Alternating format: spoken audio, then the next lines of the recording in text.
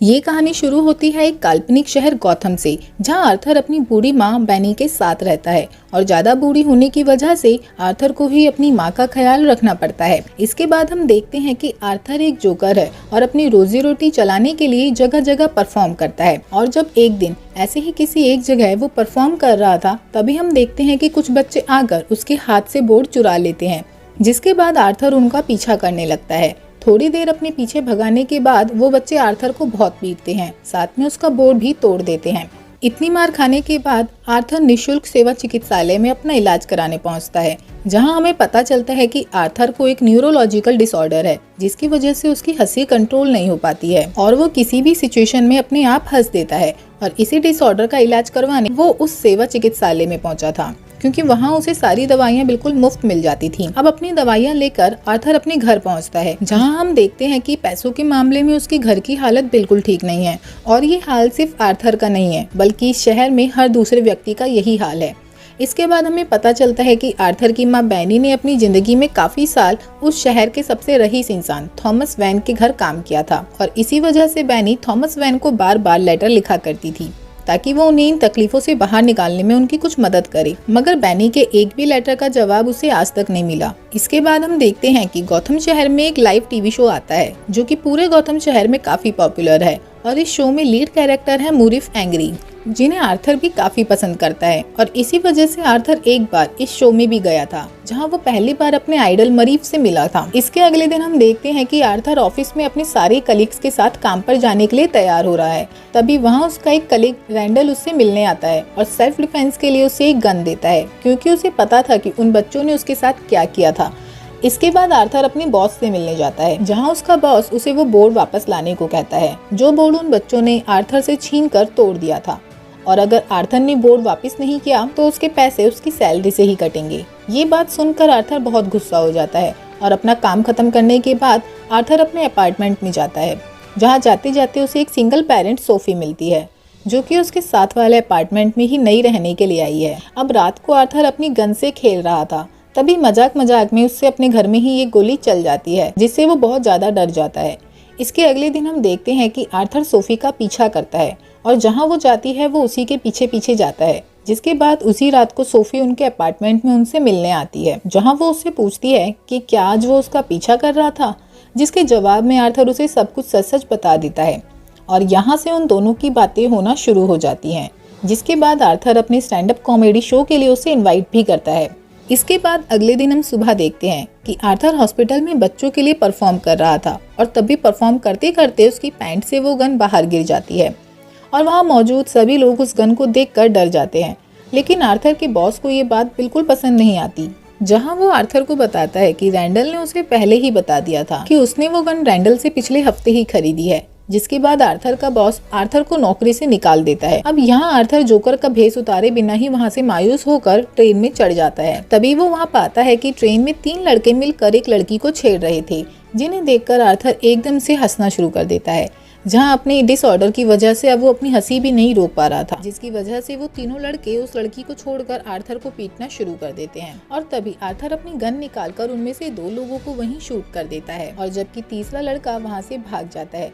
लेकिन आर्थर उसका भी पीछा करता है और फाइनली उसे पकड़कर अपनी गन की सारी गोलियां उसे मार देता है और आर्थर वहां से भाग जाता है। अब आर्थर एक वॉशरूम में जाकर खुद को लॉक कर लेता है, जहां हम देखते हैं कि आर्थर उन सबको मारने के बाद काफी खुश था और उसे उन्हें मारने से काफी खुशी मिली थी। अब अगले ही दिन हम देखते हैं कि उन तीनों लोगों की मौत की खबर टीवी पर दिखाई जा रही थी, और तभी टीवी पर थॉमस वैन आता है, क्योंकि वो तीनों ही लोग उसकी कंपनी में काम किया करते थे। अगले दिन आर्थर अपनी दवाइयाँ लेने जाता है, जहाँ उसे पता चलता है कि शहर में मंदी होने की वजह से उस चिकित्सालय की फंडिंग को भी बंद कर दिया गया है, और अब वो सेवा चिकित्सालय भी बहुत जल्द बंद होने वाला है, जिससे कि आर्थर को भी अब अपनी दवाइयाँ फ्री में नहीं मिल पाएंगी। इसके बाद आर्थर अपने सब कुछ दुख भुलाकर अपने स्टैंड अप कॉमेडी शो के लिए तैयार होता है, जहाँ उसने सोफी को भी बुलाया हुआ था। लेकिन जैसे ही आर्थर अपनी परफॉर्मेंस शुरू करता है, उसे तभी वहाँ हंसी आ जाती है, जिसके बाद अपने डिसऑर्डर के कारण वो पूरे शो में बस हंसता ही जाता है। मगर किसी तरह से वो अपनी परफॉर्मेंस कंप्लीट करके वहाँ से निकल जाता है।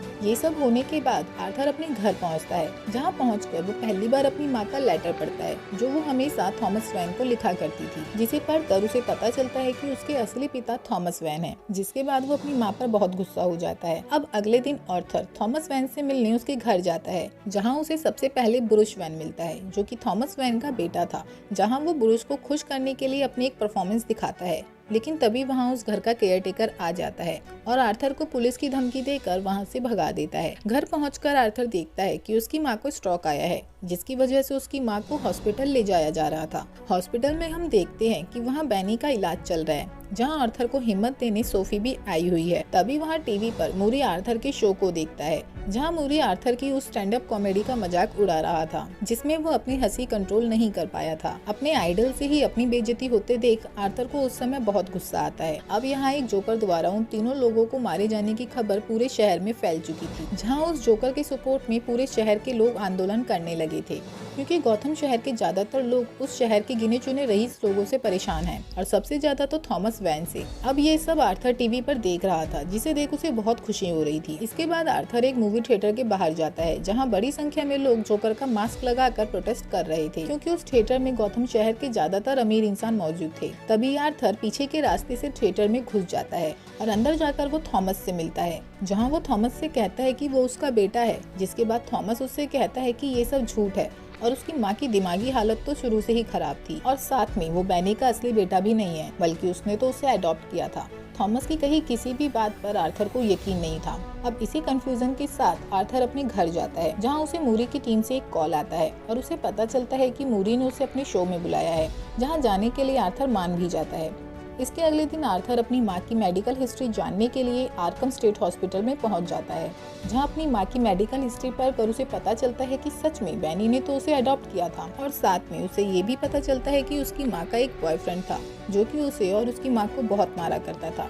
उसी इंसान ने एक बार आर्थर के सिर पर इतनी तेज मारा था कि उसका दिमाग परमानेंटली डैमेज हो गया था, और इसी वजह से आर्थर को वो न्यूरोलॉजिकल डिसऑर्डर हुआ था, जिसके कारण उसकी हंसी कंट्रोल नहीं हो पाती। यहाँ आर्थर सोफी से मिलने उसके अपार्टमेंट में जाता है, जहाँ सोफी उसे देखकर ऐसे रिएक्ट कर रही थी जैसे आर्थर उसके लिए बिल्कुल अजनबी हो, और तब आर्थर को समझ में आता है कि जो भी पल उसने सोफी के साथ बिताए थे दरअसल वैसा कुछ भी नहीं था, वो सब झूठ था, बल्कि ये सब उसके दिमाग का बनाया हुआ एक धोखा था। अब अगले दिन आर्थर अपनी माँ से मिलने हॉस्पिटल जाता है, जहाँ वो गुस्से में आकर अपनी माँ की सांस रोककर उसकी हत्या कर देता है। अब आर्थर अपने घर चला जाता है, जहां हम देखते हैं कि ये सब करने के बाद आर्थर काफी खुश है, और अब वो अपनी जोकर का मेकअप लगाकर साथ ही अपने बालों को हरा कर मूरी के शो में जाने के लिए तैयार हो रहा है कि तभी उसके अपार्टमेंट में उससे मिलने उसके पुराने कलीग्स रैंडल और कैरी आते हैं। लेकिन एकदम से आर्थर रैंडल पर हमला कर देता है और उसकी वहीं बेरहमी से हत्या कर देता है। ये सब देखकर कैरी बहुत ज्यादा डर जाता है, लेकिन आर्थर कैरी को वहाँ से सुरक्षित जाने देता है, क्योंकि कैरी ने कभी उसका काम पर मजाक नहीं उड़ाया था।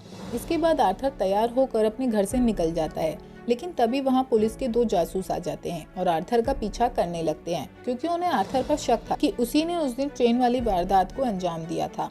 अब उनसे दूर भागते भागते आर्थर एक ट्रेन में चढ़ जाता है, जिस ट्रेन में सभी लोगों ने जोकर का मास्क पहले से ही लगाया हुआ था, क्योंकि ये पूरा ही शहर जोकर के सपोर्ट में इकट्ठा होने लगा था। लेकिन जैसे ही वो ट्रेन वहाँ से जा रही थी, तभी वो दोनों जासूस भी उसी ट्रेन में चढ़ जाते हैं, जिसके बाद वो दोनों आर्थर को ढूंढना शुरू कर देते हैं। और जब उनमें से एक जासूस उस ट्रेन की भीड़ को काबू करने की कोशिश कर ही रहा था, तभी उनसे वहाँ गलती से गोली चल जाती है, जिसकी वजह से वहाँ एक पर्सन की डेथ भी हो जाती है। और अब ट्रेन की सारी भीड़ उन दोनों को बाहर निकाल कर पीट कर मार डालती है, और आर्थर उन्हें मरता हुआ देख खुशी खुशी वहाँ से चला जाता है। इसके बाद आर्थर सीधा जाकर मूरी से मिलता है, जहाँ उनसे कहता है कि वो उसे जोकर के नाम से ही स्टेज पर बुलाएं, क्योंकि जब मूरी ने उस एपिसोड में उसकी बेइज्जती की थी तब उसने भी उसे जोकर कहकर ही बुलाया था।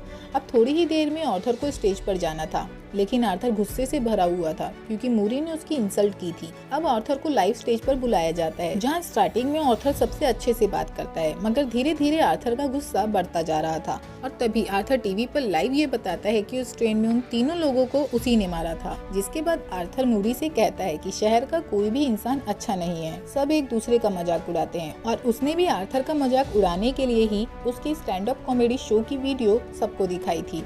और यही नहीं, आज भी उसने उसको अपने शो में भी इसीलिए बुलाया है क्योंकि वो उसका फिर से मजाक उड़ाना चाहता है। और जब आखिर में मूरी आर्थर को पुलिस बुलाने की धमकी देता है, तभी आर्थर उसे लाइव शो में गोली मार देता है, जिसकी वजह से मूरी की ऑन द स्पॉट डेथ हो जाती है। और अब स्टूडियो में अफरा तफरी मच चुकी थी और सभी लोग यहाँ वहाँ भागना शुरू कर देते हैं। क्योंकि ये शो लाइव हो रहा था तो कुछ ही देर में ये बात पूरे गौथम शहर में फैल जाती है, जिसके थोड़ी ही देर बाद पुलिस आर्थर को वहां से ले जाती है। अब आर्थर को पुलिस अपनी गाड़ी से पकड़कर ले ही जा रही थी और तभी रास्ते में आर्थर देखता है कि उसके बारे में जानने के बाद पूरे शहर में दंगे फैल चुके हैं। लोग दुकानें लूट रहे हैं, पब्लिक जगह जगह आग लगा रही है और हर जगह बर्बादी ही बर्बादी हो रही है। लेकिन ये सब देखकर आर्थर के दिल में सुकून था और तभी एक एम्बुलेंस आकर आर्थर की कार को टक्कर मार देती है, जिसके बाद कुछ लोग आकर आर्थर को बेहोशी की ही हालत में गाड़ी से बाहर निकालते हैं और सारी भीड़ आर्थर की कार के चारों तरफ खड़ी हो जाती है। वहीं दूसरी तरफ हम देखते हैं कि थॉमस पेन अपनी पत्नी और बेटे के साथ शहर छोड़कर बाहर जा रहा था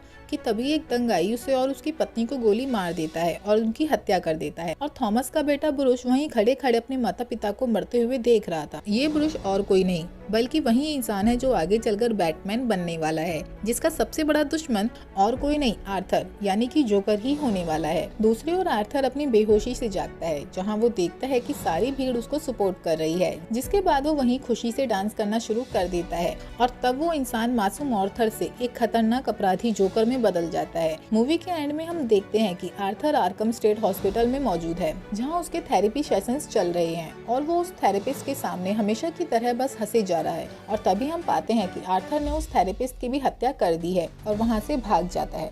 तो ये थी पूरी जोकर